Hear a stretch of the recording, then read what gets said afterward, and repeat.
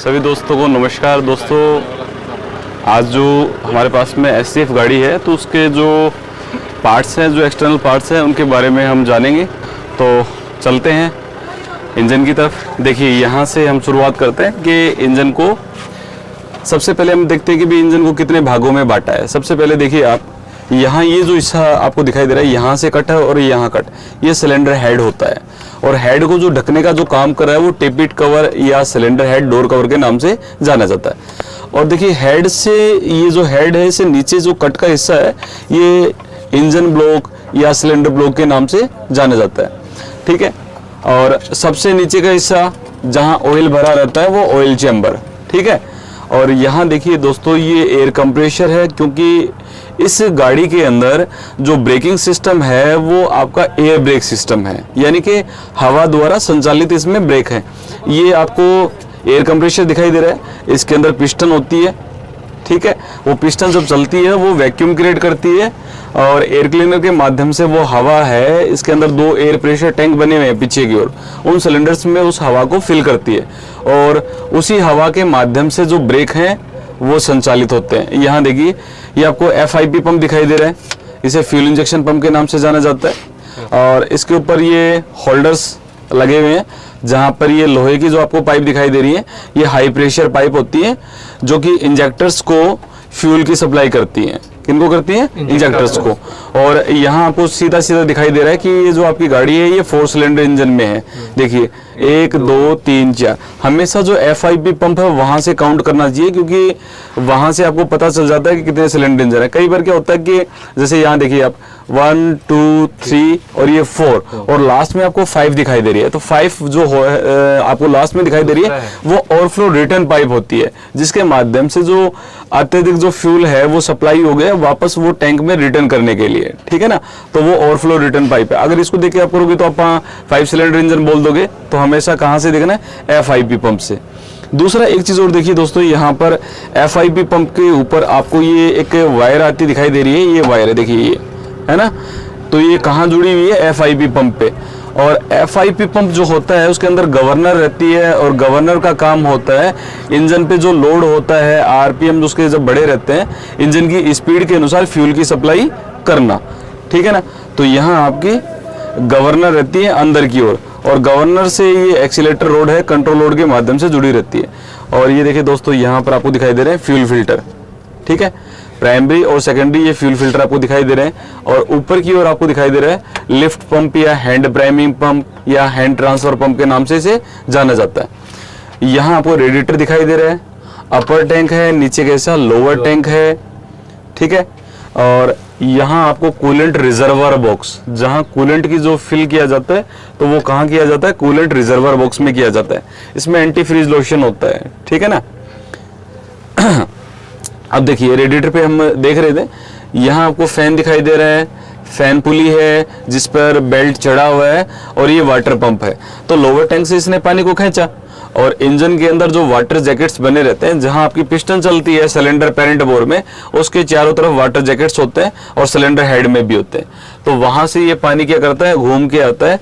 और यहाँ देखिए, ये इंजन का ये जो मार्ग है, ये वाला ये इंजन का आउटलेट मार्ग है, जहां पर थर्मोस्टेट वाल्व लगा हुआ है।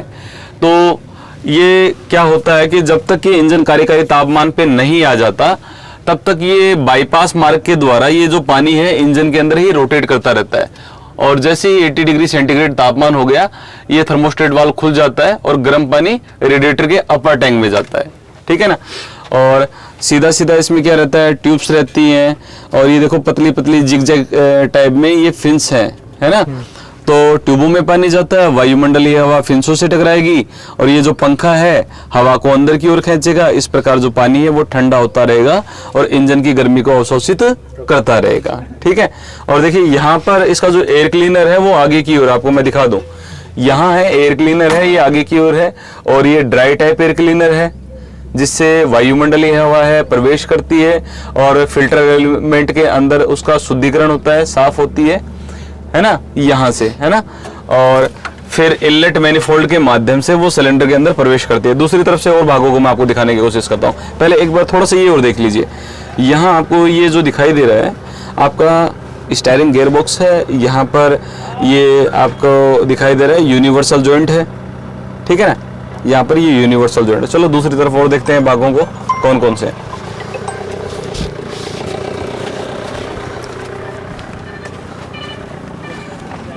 थोड़ा सा है ना, यहाँ देखिए है ना।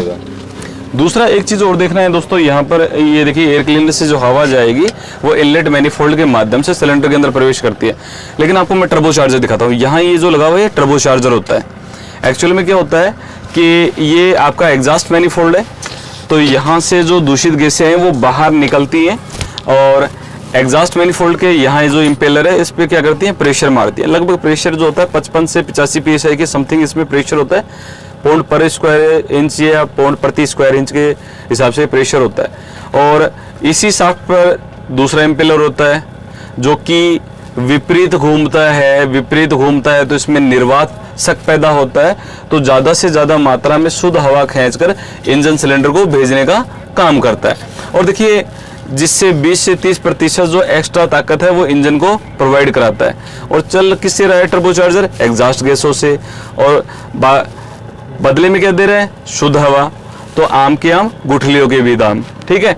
और यहाँ देखिए ये जो अल्टरनेटर है वो आपको दिखाई दे रहा है। तो अल्टरनेटर का काम क्या होता है कि बैटरी को चार्ज करना और अन्य विद्युत जो डिवाइस होती है उनको करंट सप्लाई करना। मेन काम क्या होता है, बैटरी को चार्ज करना। ये आपका मैंने आपको बताया था हॉट वाटर आउटलेट, जहाँ से गर्म पानी घूम के आता है। इसके बीच में आपको एक डिवाइस ये दिखाई दे रही है, इसको बोलते हैं टेम्परेचर टी। जब पानी गर्म होता है तो इंजन के अंदर पानी घूम के आता है, तो गर्मी इसी को पता चलती है। तो ये जो सेंस करके इंजन का जो डैशबोर्ड होता है ना अपनी गाड़ी के अंदर डैशबोर्ड, वहाँ जो टेम्परेचर है उसको टेम्परेचर गेज पे बताता है, ठीक है ना। और यहाँ देखिए ये सेल्फ स्टार्टर है या स्टार्टर मोटर आप इसको बोलते हैं। और नीचे की ओर ये सोलेनोइड स्विच है, बैटरी का जो पॉजिटिव वायर है इसी से जुड़ा रहता है और नेगेटिव वायर इंजन बॉडी से अटैच रहता है, ठीक है ना। और ये देखिए आपके जो एयर डिस्ट्रीब्यूटर के जो दिखाई दे रहे हैं, यानी कि जो हवा है वो इन डिस्ट्रीब्यूटर के माध्यम से ही वो क्या करती है, इन व्हील्स को पहुंचती है, व्हील सिलेंडर के अंदर पहुंचती है ना। तो ये जो ब्रेकिंग सिस्टम है इसमें एयर ब्रेकिंग सिस्टम है। नीचे की ओर आपको जो दिखाई दे रही है ये पत्तियां सी, ये लीफ स्प्रिंग होती हैं, ठीक है, जो साइकिल पिन की सहायता से चेसिस फ्रेम से जोड़ी जाती है। यहाँ पर ऊपर की ओर मेन लीफ स्प्रिंग है, नीचे की ओर उसकी असिस्टेंट है। यहाँ ये यू क्लैंप होती हैं और ये देखिए पास में ये यू बोल्ट है और बीच में ये सेंटर बोल्ट होता है, ठीक है ना। तो सस्पेंशन प्रणाली के लिए बहुत ही अहम हिस्सा होता है। और साथ में देखिए यहाँ इस ओर देखिए ये शॉक अब्जॉर्वर है, दिखाई दे रहा है सभी को। ये शॉक अब्जॉर्वर होता है जो कि सस्पेंशन प्रणाली के लिए बहुत ही अहम हिस्सा होता है, जिसे आप शॉकर के नाम से जानते हैं। तो ये सारे क्या है, सस्पेंशन प्रणाली किस लिए जरूरी है कि भी गाड़ी में बैठे यात्रियों और रखे सामान को सड़क के जो गड्ढे हैं उनके कारण असुविधा या खेद प्रतीत ना हो, तो उससे बचाने के लिए, है ना। तो ये सस्पेंशन प्रणाली का अहम हिस्सा होते हैं, ठीक है ना, ध्यान कीजिएगा। इसको शॉकर नहीं बोलेंगे, सस्पेंशन शॉक अब्जॉर्वर, ठीक है, इन्हें शॉक अब्जॉर्वर के नाम से इन्हें जाना जाता है, ध्यान कीजिएगा, ठीक है। देखिए दोस्तों यहाँ सेल्फ स्टार्टर आपने देखा है, तो मैंने आपको बताया था, अभी भी आपने ध्यान नहीं किया, ये सेल्फ स्टार्टर है यानी कि स्टार्टर मोटर है। तो क्या होता है, जैसे आप इग्निशन स्विच स्टार्ट करते हैं तो यहाँ से सेल्फ स्टार्टर का जो पिनियन होता है, तो पीछे की ओर जो हिस्सा है यहाँ फ्लाईव्हील होता है, जो कि देखिए आगे की ओर तो वाइब्रेशन डैम्पर पुली है और इसी के साथ में क्रैंकशाफ्ट होती है, उसके पश्चिम भाग पिछले भाग पर फ्लाईव्हील होता है। तो आप इग्निशन स्विच को स्टार्ट करते हैं चाबी वाले स्थान से, तो इसका जो पिनियन है आगे बढ़कर जो फ्लाईव्हील होता है उसके रिंग गियर से मैश हो जाता है और इंजन को घुमा देता है।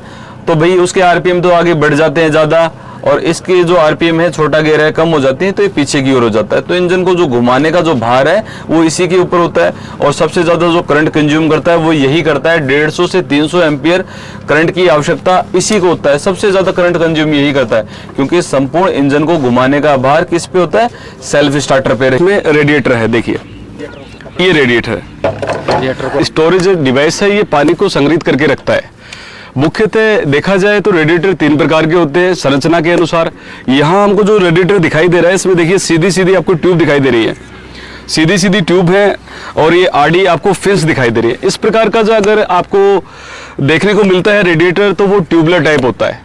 दूसरा आपने देखा होगा जिसमें सीधी ट्यूब होती है और जो फिन्स होती है जिगजैग टाइप की होती है, वो आपका गिल्ड टाइप होता है। और तीसरा जो रेडिएटर आप देखेंगे उसमें आपको जो संरचना है हनी कोम्ब, यानी कि हनी मतलब शहद, कोम्ब छाता, मधुमक्खी के छाते के समान आपको वो संरचना दिखाई देगी।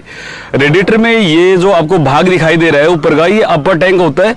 जस्ट नीचे वाला जो भाग होता है वो लोअर टैंक होता है। ठीक है, यह एक बार निकाल लें। लोअर टैंक देखिए, अपर टैंक है, ये लोअर टैंक है। तो आपको दिखाई दे रहा है ऊपर की ओर जो दिखाई दे रहा है, ये वाटर फिलर मार्ग आपको दिखाई दे रहा है। इसके माध्यम से जो वाटर है वो फिल किया जाता है और इसके ऊपर एक कैप रहती है जिसको बोला जाता है प्रेशर कैप।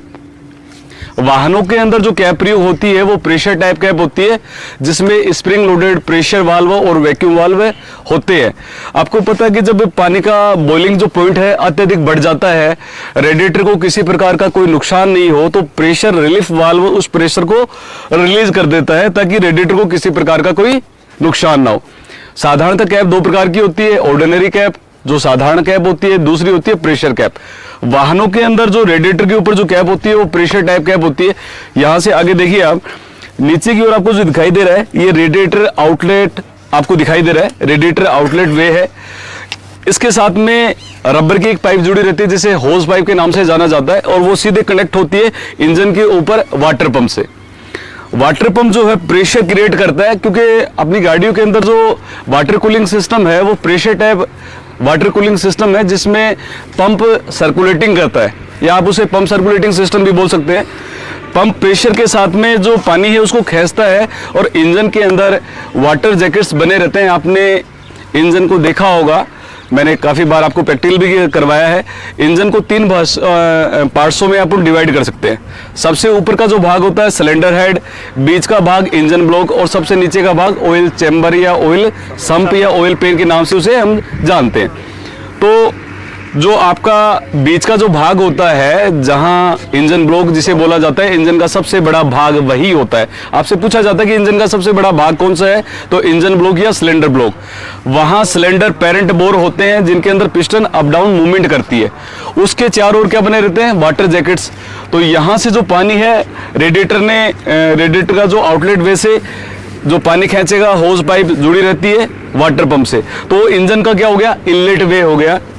ठीक है ना, वहां से पानी खींचा, वाटर जैकेट्स में वो पानी रोटेट होगा, वहां से जो इंजन की जो ऊष्मा है, गर्मी है, उसको अवशोषित करेगा और ऊपर से इंजन का जो भाग होता है सिलेंडर हेड, वहां जो मार्ग होता है वो हॉट वाटर आउटलेट होता है, जो कि रेडिएटर के साथ में होज पाइप के माध्यम से यहां जुड़ा रहता है। तो ये रेडिएटर का क्या हो गया, इनलेट, क्योंकि वहां से पानी बाहर निकला और रेडिएटर के अंदर जाएगा तो वो हॉट वाटर आउटलेट मार्ग होगा और उसका होगा इनलेट।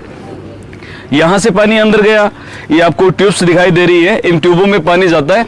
वायुमंडलीय जो हवा है वो फिंसों से टकराती है, पंखा हवा को अंदर की ओर खींचता है। इस प्रकार जो पानी है वो ठंडा होता रहता है और इंजन की गर्मी को अवशोषित करता रहता है। तो ये आपने देखिए रेडिएटर है। ठीक है, नेक्स्ट पार्ट्स में आपको दिखाता हूँ, रख दीजिए भी इसको।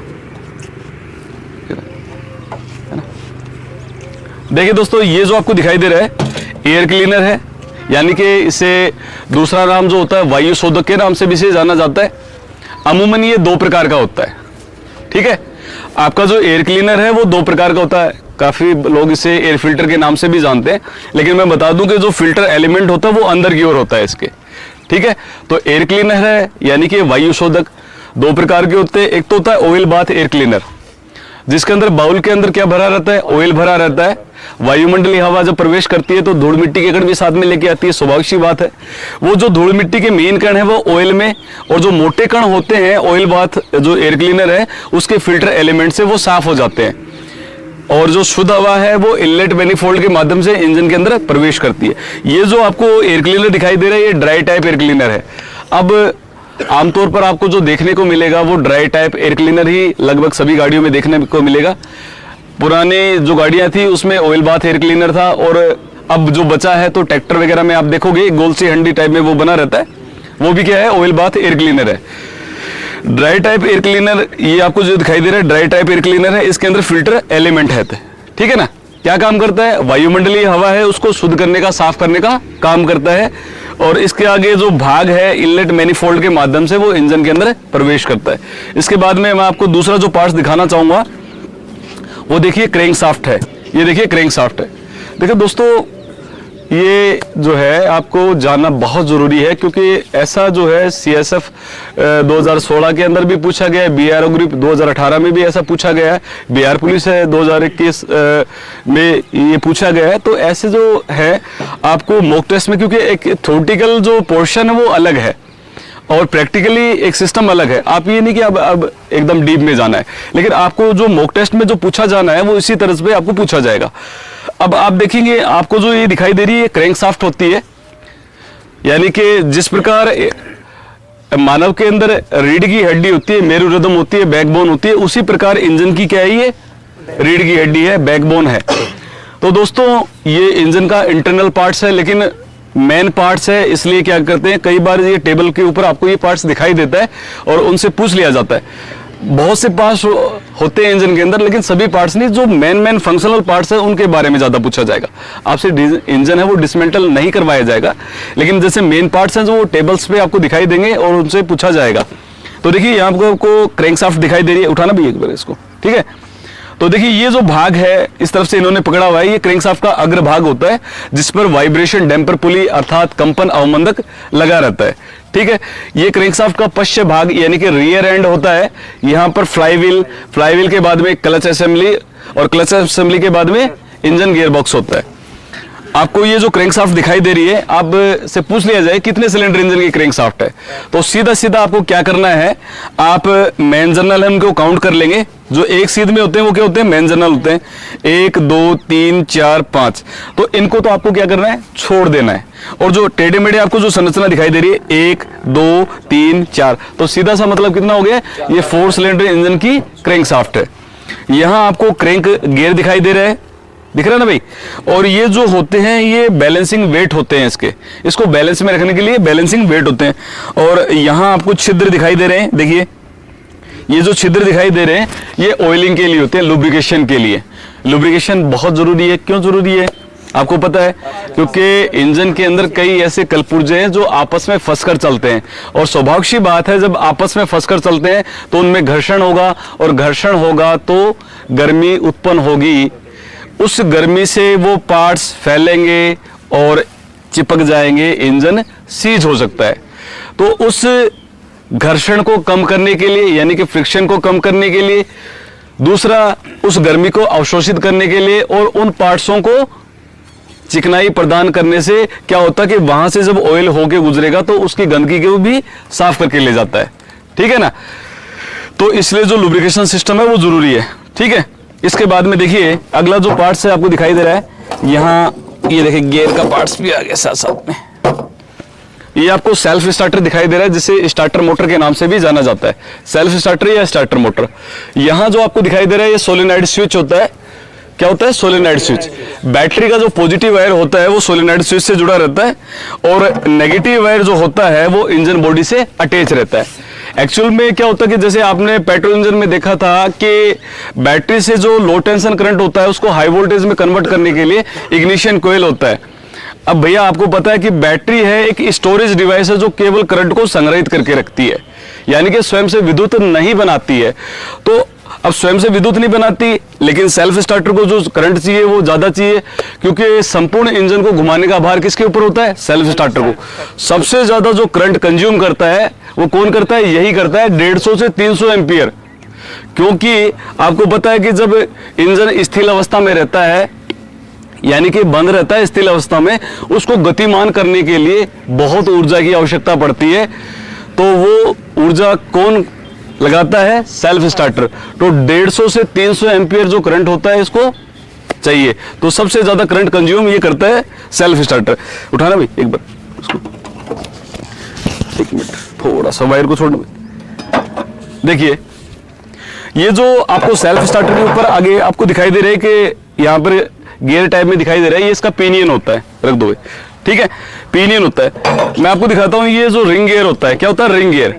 ये जो रिंग गियर होता है, ये जो फ्लाईव्हील होता है उसके ऊपर लगा रहता है, किसके ऊपर, फ्लाईव्हील, यानी कि गतिपालक चक्र। दूसरा जो नाम होता है निम्मी लैंग्वेज में से गतिपालक चक्र या मक्खी का पहिया के नाम से भी से जाना जाता है। जैसे ही आप इग्निशन स्विच ऑन करते हो, इग्निशन स्विच कौन सा, जहां आप चाबी लगाते हो उसको क्या बोलते हैं, इग्निशन स्विच। आप इग्निशन स्विच को ऑन करते हो, कहीं तो क्या होती है, इग्निशन स्विच को ऑन करते ही आपकी गाड़ी स्टार्ट हो जाती है। दूसरा उसके साथ में इग्निशन स्विच स्टार्टर बटन होता है, इससे आप पुश करोगे तो आपका इंजन स्टार्ट होता है। तो आपने इग्निशन स्विच जो स्टार्ट किया, इसका जो पिनियन है, उठाना भाई एक बार, इसका जो पिनियन है वो आगे बढ़ेगा और ये फ्लाईव्हील के रिंग गियर से मैश हो जाएगा। ठीक है, इसको घुमा देगा। इसके जो आरपीएम है, राउंड प्रति मिनट है, वो ज्यादा हो जाएंगे और इसके कम हो जाएंगे, तो ये पीछे की ओर हो जाता है। यानी कि इंजन को जो घुमाने का भार है वो किसके ऊपर है, सेल्फ स्टार्टर के ऊपर। समझ गए होंगे आप। आगे ये देखिए, ये भी आपको दिखाई दे रहा है, सेल्फ स्टार्टर है, जो कि छोटे वाहनों के लिए है, ये बड़े वाहनों के लिए सेम है।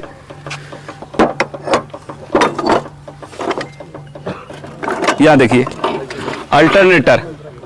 ठीक है, अल्टरनेटर जो होता है, इसका जो मेन फंक्शन जो काम है वो बैटरी को चार्ज करना, और वाहन के अंदर अन्य जो विद्युत डिवाइस है उनको करंट भी सप्लाई करता है, लेकिन मेन जो काम है इसका क्या है, बैटरी को चार्ज करना।